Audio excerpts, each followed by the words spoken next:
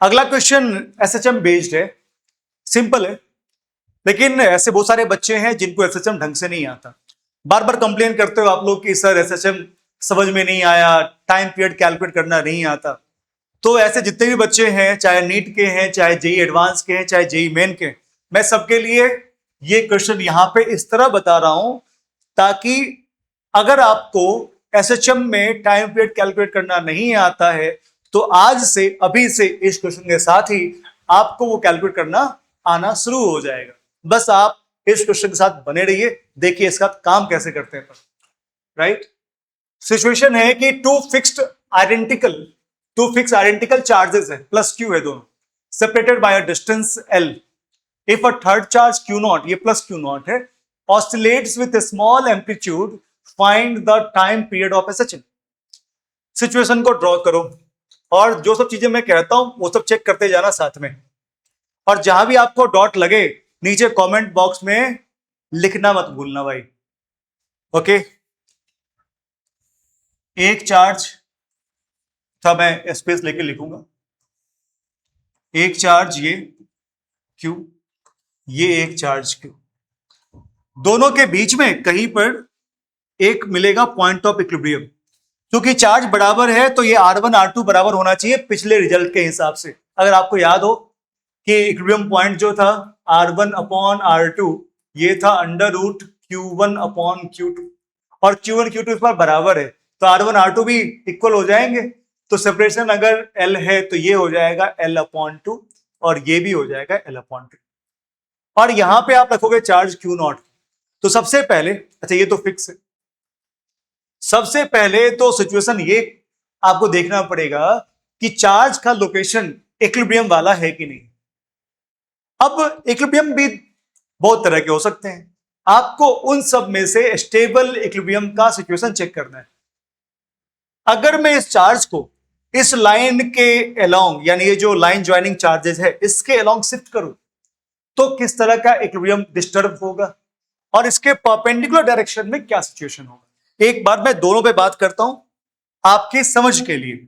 अगर मैं इस चार्ज को यहां से यहां लेके जाऊं, मतलब टुवर्ड्स दिस चार्ज मूव कर दूं, तो ये सेपरेशन कम हो जाएगा, तो इधर का फोर्स बढ़ जाएगा, यानी ये फोर्स बड़ा हो जाएगा और ये फोर्स छोटा हो जाएगा। यहां सेपरेशन बढ़ गया तो फोर्स छोटा हो गया, ये F1 और ये F2। तो ये फोर्स बड़ा हो गया, मतलब ये चार्ज वापस इधर जाएगा क्योंकि F नेट इधर ही हो गया।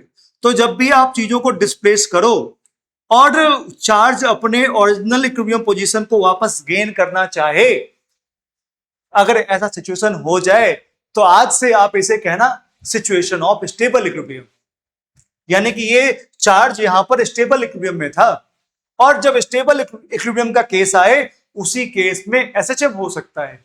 तो पहले आपको ये चेक करना पड़ेगा।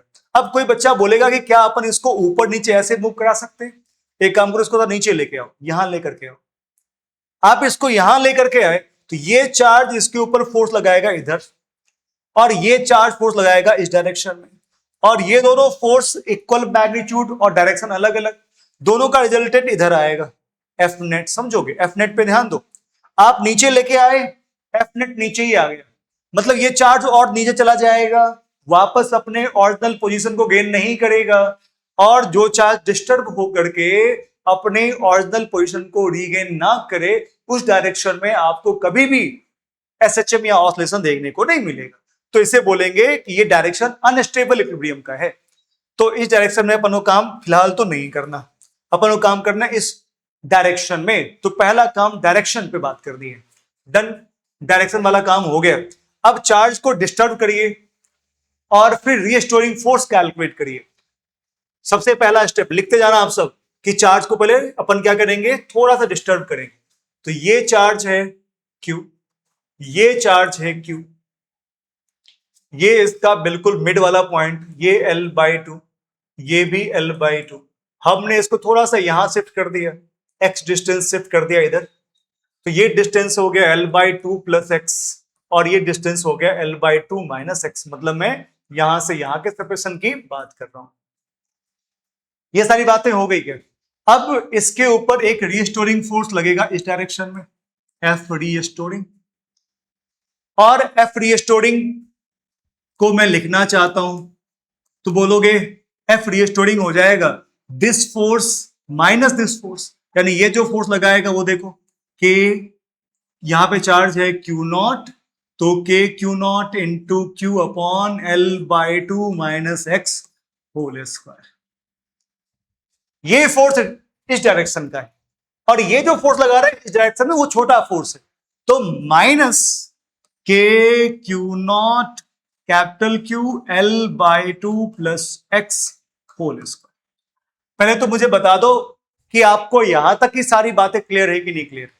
यहां तक की सारी बातें एकदम अच्छे तरीके से क्लियर होना चाहिए, ठीक है। अब हम यहां पर थोड़ा सा काम करेंगे और काम ये करेंगे कि ये जो x है ये बहुत छोटा होना चाहिए as compare to this complete length है। ऐसा इसीलिए कि अगर x की वैल्यू बड़ी हो गई तो ये ऑसिलेशन हो जाएगा और इसका टाइम पीरियड कैलकुलेट करना थोड़ा डिफिकल्ट है, सिंपल तो बिल्कुल नहीं है।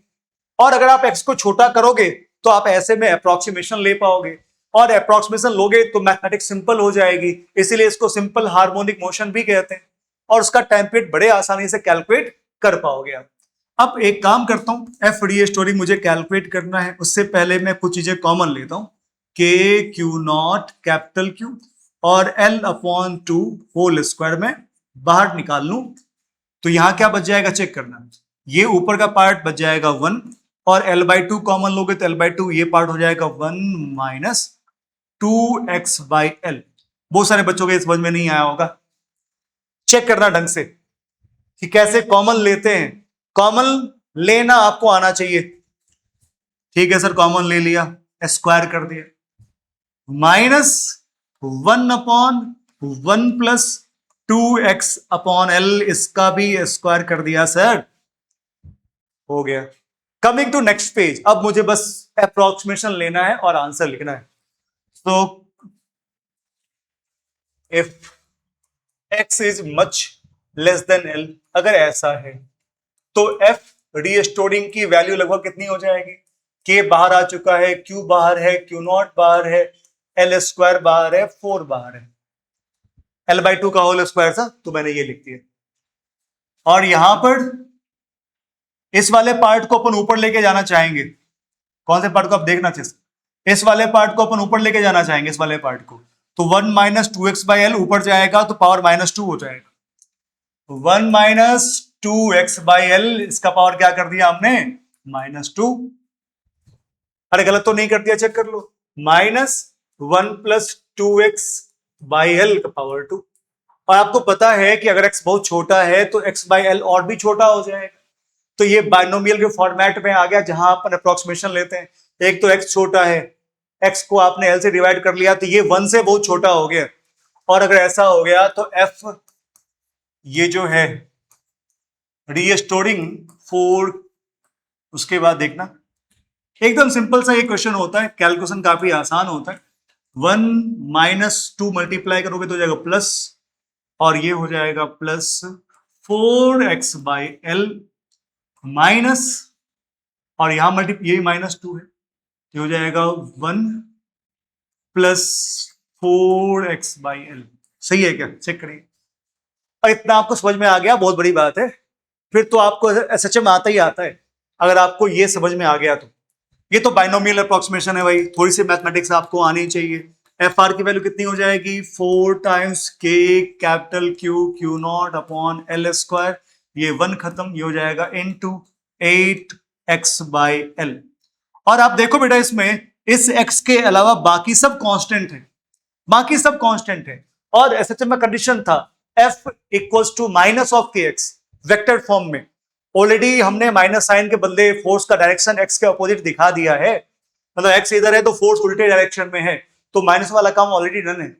तो आपको kx का फॉर्मेट ढूंढना है तो आप क्या लिखोगे, 4 टाइम्स, आप इस k से कंफ्यूज मत हो जाना,